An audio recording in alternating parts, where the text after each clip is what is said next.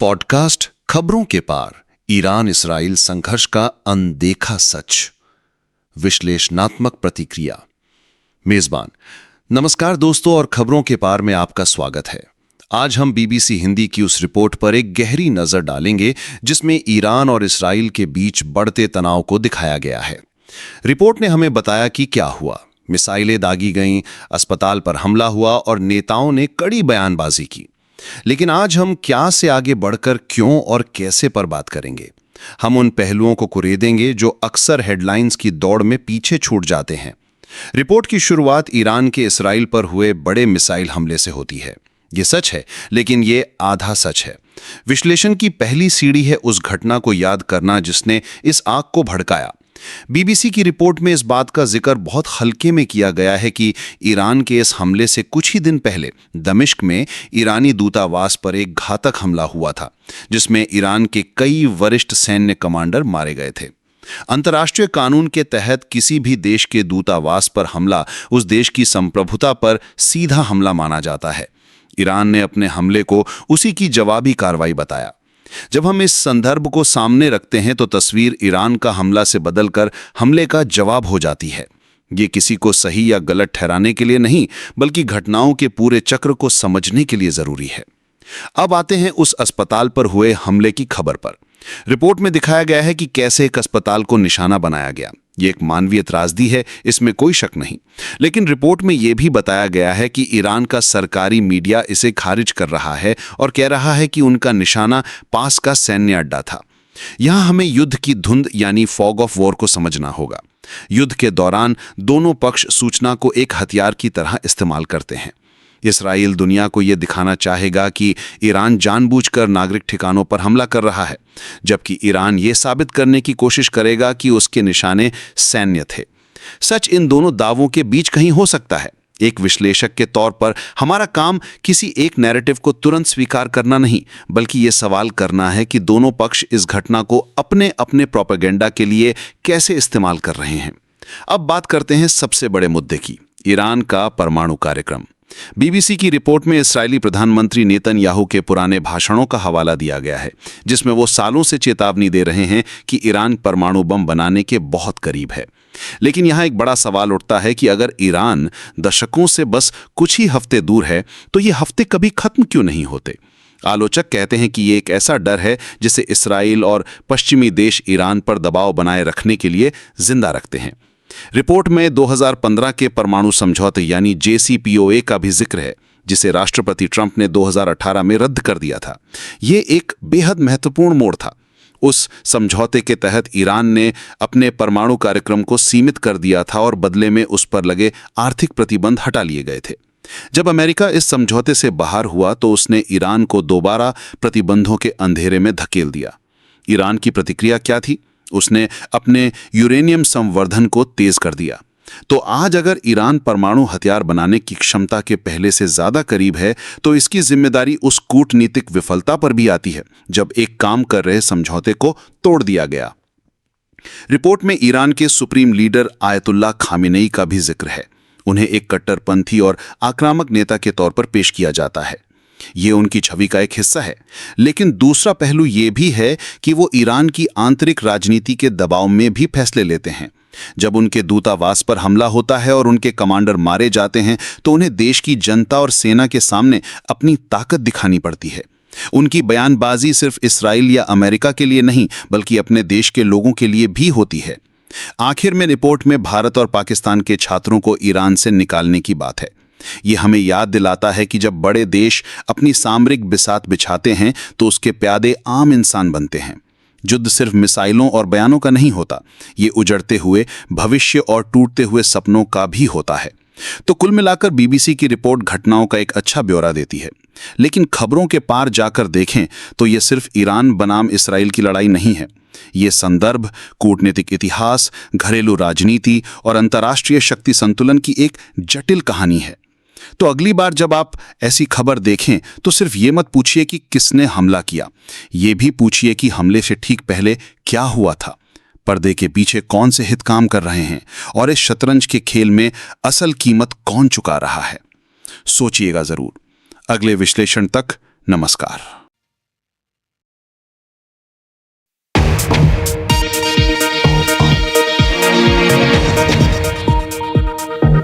BBC दुनिया में आज देखिए इसराइल पर ईरान का बड़ा मिसाइल अटैक।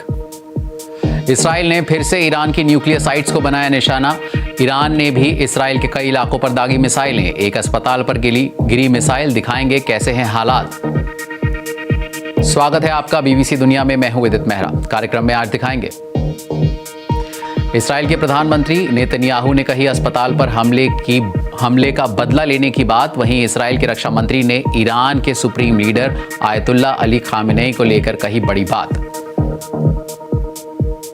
इसराइल ने ईरान के जिस न्यूक्लियर प्रोग्राम को खतरनाक बताते हुए शुरू किए हैं हमले, क्या है उसका स्टेटस, जानेंगे क्या वाकई न्यूक्लियर वेपन बनाने के करीब है ईरान।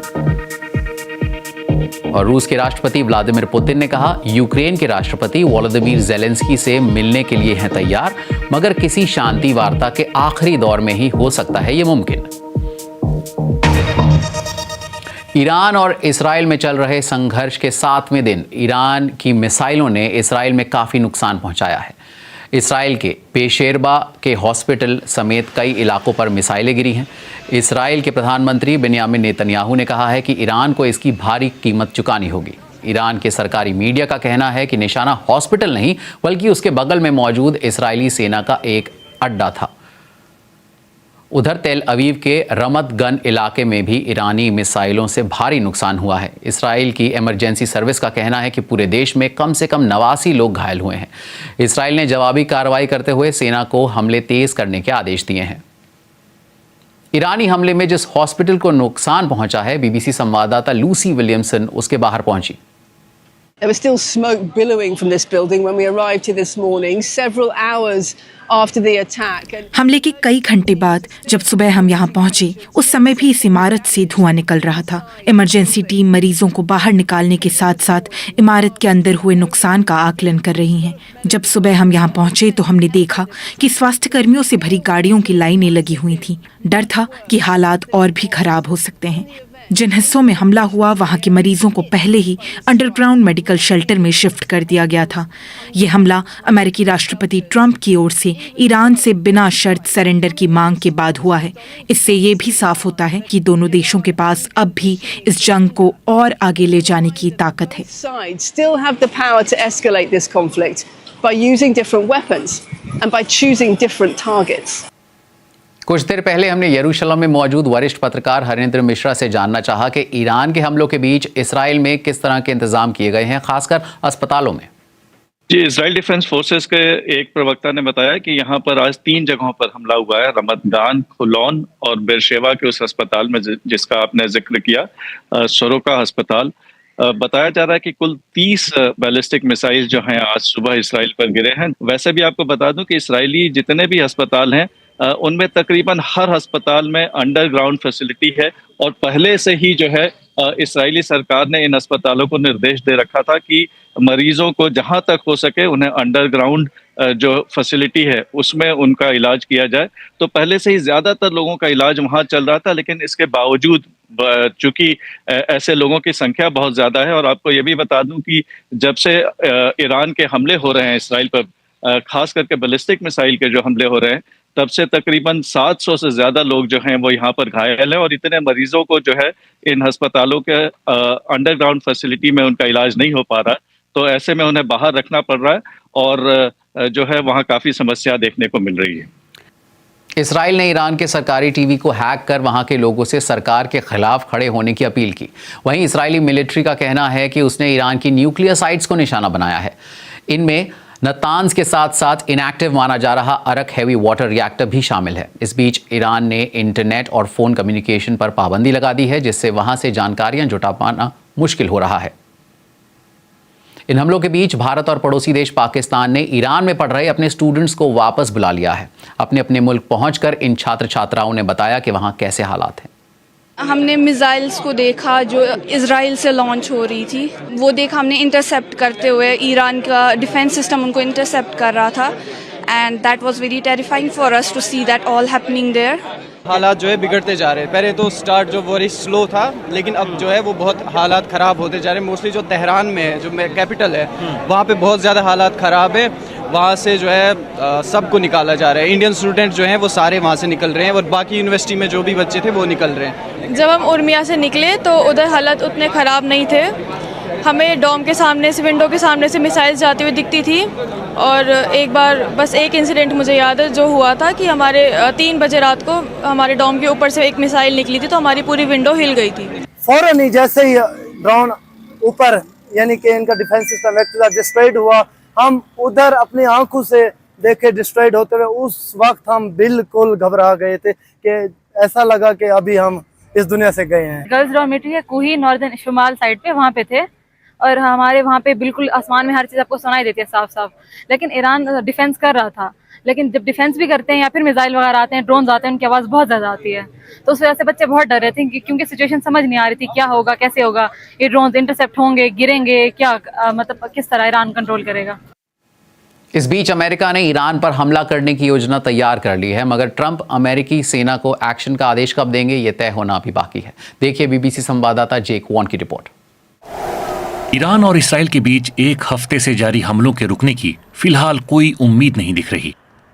सीरिया और जॉर्डन जैसे पड़ोसी मुल्कों के लोग आसमान में मिसाइलों को गुजरते देख रहे हैं, मगर अब इस जंग का दायरा इन देशों में बने अमेरिकी सेना के ठिकानों तक बढ़ सकता है, क्योंकि अमेरिका ईरान पर हमले के बारे में सोच रहा है। ईरान के फुर्दों में जमीन के काफी नीचे बनी न्यूक्लियर साइट्स को सिर्फ अमेरिका के बंकर बस्टर बम ही तबाह कर सकते हैं। हो सकता है ये जगह राष्ट्रपति डोनाल्ड ट्रंप के निशाने पर हो।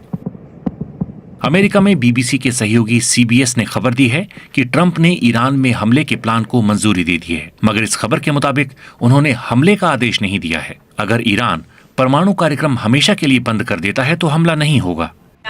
कल ओवल ऑफिस में राष्ट्रपति ट्रंप ने कहा था कि अभी भी ईरान के साथ समझौते की संभावनाएं बनी हुई हैं।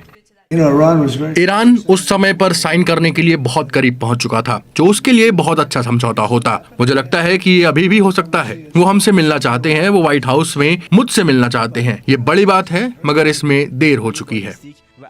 मगर ईरान ने समझौते या सरेंडर की बात को तुरंत खारिज कर दिया।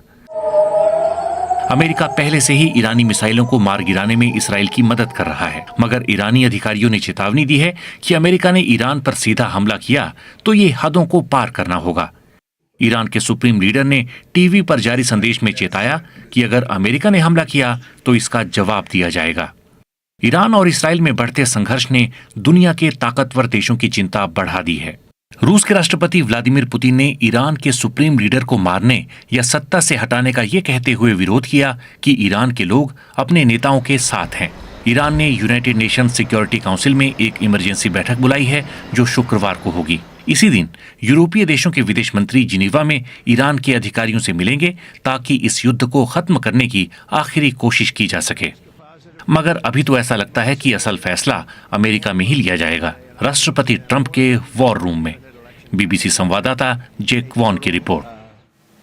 वहीं बीबीसी ने ईरान के डेप्यूटी फॉरेन मिनिस्टर सईद खतीबजादे से बात की। उन्होंने अमेरिकी राष्ट्रपति डोनाल्ड ट्रंप के लिए क्या कहा, आइए सुनते हैं। हमें लगता है कि ये अमेरिका की जंग नहीं है, लेकिन अगर वो इस जंग में शामिल होते हैं तो राष्ट्रपति ट्रंप ये हमेशा याद रखेंगे कि ये जंग उनकी नहीं थी, मगर उन्हें इसमें खींचा गया था। ये उनके लिए एक दलदल होगा। इससे पहले जिनेवा में यूएन ऑफिस में ईरान के प्रतिनिधि अली बहारेनी ने तो अमेरिका को और भी कड़े शब्दों में चेतावनी दी। हम मानते हैं कि ईरान को लेकर इसराइल जो आक्रामकता दिखा रहा है उसे अमेरिका की सहमति मिली हुई है। अमेरिका शुरू से ही इस अपराध में शामिल है, लेकिन हम जवाबी कार्रवाई अपने आकलन के हिसाब से ही करेंगे। इसलिए अगर अमेरिका भी ईरान के खिलाफ जारी हमलों में शामिल होता है तो उसको सटीक जवाब दिया जाएगा। ईरान अपनी अखंडता, अपने नागरिकों और अपनी देश की सुरक्षा में किसी तरह की कोताही नहीं बरतेगा, क्योंकि हम जो कर रहे हैं वो अंतर्राष्ट्रीय कानून और मानवता को बचाने के लिए है। हमारी सेनाएं अमेरिका की गतिविधियों पर नजर बनाए हुए हैं। हमने अमेरिका के लिए रेड लाइन तय की हुई है। अगर अमेरिका उसे पार करेगा तो उसे जवाब दिया जाएगा। मिडिल ईस्ट में फिलहाल तनाव कम होने का कोई संकेत नहीं दिख रहा, और अगर डोनाल्ड ट्रंप ने अमेरिकी सेनाओं को सीधे जंग में उतारने का फैसला लिया तो हालात और बिगड़ सकते हैं। बीबीसी संवाददाता ह्यूगो बशेगा इस बारे में और जानकारी दे रहे हैं। ये मिडिल ईस्ट के लिए बेहद खतरनाक वक्त है। अगर अमेरिका इसमें सीधे शामिल होता है तो इस इलाके में बड़ी जंग छिड़ सकती है। इसराइल कह रहा है कि उसका अभियान ईरान के न्यूक्लियर प्रोग्राम को नुकसान पहुंचाने के लिए है। वहीं ईरान का कहना है कि यह हमला आक्रामकता है और उसे अपना बचाव करने का पूरा अधिकार है। ईरान ये भी धमकी दे चुका है कि अगर अमेरिका इसमें सीधे शामिल हुआ तो वो अमेरिका के सैन्य ठिकानों को निशाना बनाएगा।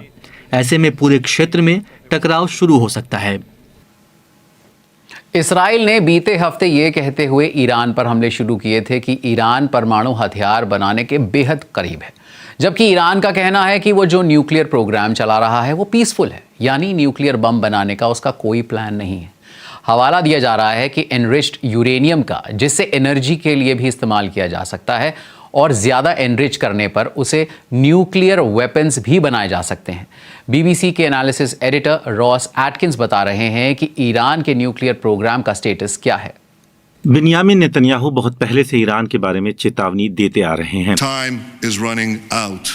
They hope will reach the eastern seaboard of the United States within 15 years. Weeks away from having the fissile material for an entire arsenal of nuclear bombs. बीते हफ्ते भी उन्होंने कुछ ऐसा ही कहा था। Iran could produce a nuclear weapon in a very short time. It could be a year, it could be within a few months, less than a year. But there are questions. पर सवाल यह है कि क्या ये सच है? Israel का कहना है कि उसने ईरान के 2 न्यूक्लियर ठिकानों को निशाना बनाया है, नतांज और इस्फहान। इसराइल ने ये नहीं बताया कि उसने फोर्दो को भी निशाना बनाया है या नहीं। ईरान ये कहता है कि वो फोर्दो और नतांज में इनरिच्ड यूरेनियम तैयार करता है, मगर ईरान का कहना है कि उसका परमाणु बम बनाने का कोई इरादा नहीं है। संयुक्त राष्ट्र की एजेंसी IAEA ने ईरान के इनरिच्ड यूरेनियम के बढ़ते भंडार पर चिंता जताई है। उसका कहना है कि सहयोग न मिलने की वजह से कंफर्म नहीं हो पा रहा कि क्या वाकई ईरान इस यूरेनियम को सिर्फ एनर्जी के लिए इनरिच कर रहा है, लेकिन उन्हें परमाणु हथियार बनाने की किसी प्लान कोशिश के भी कोई सबूत नहीं मिले हैं। रही बात अमेरिका की, तो मार्च में अमेरिकी नेशनल इंटेलिजेंस की डायरेक्टर तुलसी गबार्ड ने कहा था कि अमेरिका ये मानता है कि ईरान न्यूक्लियर हथियार तैयार नहीं कर रहा। मगर इस बारे में ट्रंप ने कोई सबूत नहीं दिए हैं। इसके पहले 2015 में ईरान का अमेरिका और ब्रिटेन जैसे देशों के साथ परमाणु समझौता हुआ था। प्रतिबंधों में राहत के बदले ईरान सिर्फ एनर्जी के लिए यूरेनियम इनरिच करने पर राजी हो गया था। लेकिन साल 2018 में राष्ट्रपति ट्रंप ने इस डील को खतरनाक बताते हुए अमेरिका को इससे अलग कर लिया था। अमेरिकी प्रतिबंध फिर से लागू हो गए और ईरान जो अब तक समझौते की जो शर्तें मान रहा था उनका उल्लंघन करने लगा। तब से ईरान ने यूरेनियम एनरिच करने के लिए जरूरी मशीनों की तादाद बहुत बढ़ा दी है। उसके यूरेनियम के भंडार में बहुत बढ़ोतरी हुई है। वहीं ऐसा माना जाता है कि इसराइल के पास बहुत सारे न्यूक्लियर वेपन्स हैं। हालांकि न तो वो इस बात को मानता है न खारिज करता है, न ही उसने यूएन की नॉन प्रोलिफरेशन ट्रीटी पर दस्तखत किए हैं। लेकिन इसराइल अपने हमलों को ये कहकर जायज बता रहा है कि ईरान के न्यूक्लियर प्रोग्राम से उसके अस्तित्व को खतरा है। लेकिन ये बात अभी तक सामने आए सबूतों और एक्सपर्ट्स के अंदाजों से मेल नहीं खाती है। और आज इसराइल ने ईरान के supreme leader Ayatollah Ali Khamenei पर कड़ी टिप्पणी की है। मगर अमेरिकी राष्ट्रपति डोनाल्ड ट्रंप ने अपने एक बयान में कहा था कि हम अभी के लिए खामेनेई को मारने नहीं जा रहे। कुछ दिनों पहले भी ऐसी खबरें आई थी कि इसराइल ने ट्रंप के साथ खामेनेई को मारने से जुड़ी एक ठोस योजना साझा की है, पर ट्रंप ने इसे हरी झंडी नहीं दी। सवाल उठता है कि आयतुल्लाह अली खामेनेई इतने महत्वपूर्ण हैं क्यों और कैसे वो ईरान के सर्वोच्च नेता बने। ये सब बता रही हैं बीबीसी संवाददाता प्रेरणा अपनी इस रिपोर्ट में। तो खामेनेई का जन्म साल 1939 में ईरान के उत्तर पूर्वी शहर मशहद में हुआ था। अपने पिता की तरह ही वो भी मौलवी बनना चाहते थे, इसलिए धार्मिक शिक्षा हासिल करने के बाद महज 11 साल की उम्र में वो मौलवी बन गए। हालांकि खामेनेई उस दौर के ईरान में बड़े हो रहे थे जब शाह मोहम्मद रजा पहलवी का शासन था। वो एक पंथ निरपेक्ष राजा माने जाते थे। वे धार्मिक लोगों को शक की निगाह से देखते थे। जैसे जैसे खामेनेई बड़े होते गए, शाह शासन के प्रति उनकी नाराजगी और विरोध बढ़ता गया। उन्होंने जल्द ही शाह के मुख्य विरोधी अयातुल्लाह रूहुल्लाह खुमैनी के समर्थन में काम करना शुरू कर दिया। खुमैनी चाहते थे कि ईरान में इस्लामी शासन स्थापित हो। खामेनेई ने खुमैनी के संदेश को देश के भीतर फैलाना शुरू किया। इसी प्रयास में उन्हें 6 बार गिरफ्तार भी किया गया और वो जेल भी गए। फिर आया साल 1979। शाह की सत्ता गिर गई और अयातुल्लाह रुहुल्लाह खुमैनी ने पेरिस से लौटकर ईरान में इस्लामिक गणराज्य की स्थापना की। खामेनी बहुत कम समय में खुमैनी के सबसे करीबी सहयोगियों में शामिल हो गए। इसी साल तेहरान में अमेरिकी दूतावास पर कब्जे की घटना में भी खामेनी ने अहम भूमिका निभाई। बाद में अली खामेनी को देश का उप रक्षा मंत्री नियुक्त किया गया। इस दौरान उन्होंने इस्लामिक रिवॉल्यूशनरी गार्ड कोर यानी IRGC को संगठित करने में अहम योगदान दिया। 2 साल ही बीते थे कि साल 1981 में खामेनी पर एक जानलेवा हमला हुआ। खामेनी एक न्यूज कॉन्फ्रेंस को संबोधित कर रहे थे कि तभी उनके नजदीक रखे एक टेप रिकॉर्डर में ब्लास्ट हुआ। इस विस्फोट में खामेनी का दायां हाथ पैरालाइज हो गया और एक कान के सुनने की उनकी क्षमता भी प्रभावित हुई। खामेनी अपनी उस चोट से उबर ही रहे थे कि उन्हें ईरान का अगला राष्ट्रपति चुन लिया गया। साल 1981 से अगले 7 साल और 311 दिनों तक वो देश के राष्ट्रपति पद पर रहे। उनके राष्ट्रपति कार्यकाल के दौरान ही इराक के तत्कालीन शासक सद्दाम हुसैन ने ईरान पर हमला कर दिया, जिसके बाद दोनों देशों के बीच 8 साल लंबी और विनाशकारी जंग छिड़ गई। इस जंग के दौरान खामेनी ने कई अहम फैसले किए और रणनीतिक मोर्चों पर सक्रिय भूमिका निभाई। फिर आया साल 1989। इस वर्ष अयातुल्लाह रुहुल्लाह खुमैनी का निधन हो गया। इसके बाद अली खामेनी को ईरान का अगला सुप्रीम लीडर नियुक्त किया गया। बीते 3.5 दशक से भी ज्यादा समय से ईरान के सर्वोच्च नेता के पद पर काबिज अयातुल्लाह अली खामेनी से जुड़े कई विवाद समय समय पर सामने आते रहे, जैसे देश में विरोध की आवाजों को दबाना, पत्रकारों को प्रताड़ित करना, साहित्यकारों की रचनाओं पर सेंसरशिप लगाना, मानवाधिकारों का हनन और कट्टरपंथ को बढ़ावा देने जैसे आरोप, जिनके चलते खामेनी अक्सर सवालों के घेरे में रहे हैं। खामेनी के निजी जीवन के बारे में अधिक जानकारी सार्वजनिक नहीं है, लेकिन इतनी जानकारी मिलती है कि उनके 6 बच्चे हैं, 4 बेटे और 2 बेटियां। उनके बेटे मुस्तबा का नाम अक्सर खामेनी के संभावित उत्तराधिकारी के रूप में लिया जाता है। और इस सब के बीच अब सबकी निगाह अमेरिका के अगले कदम पर टिकी हुई है। और कार्यक्रम में आज इतना ही। कार्यक्रम को लेकर आप मुझे फीडबैक दे सकते हैं। एक्स पर मेरा हैंडल है @BBC With It। आज के लिए इतना ही। BBC दुनिया के साथ हम कल फिर इसी वक्त हाजिर होंगे।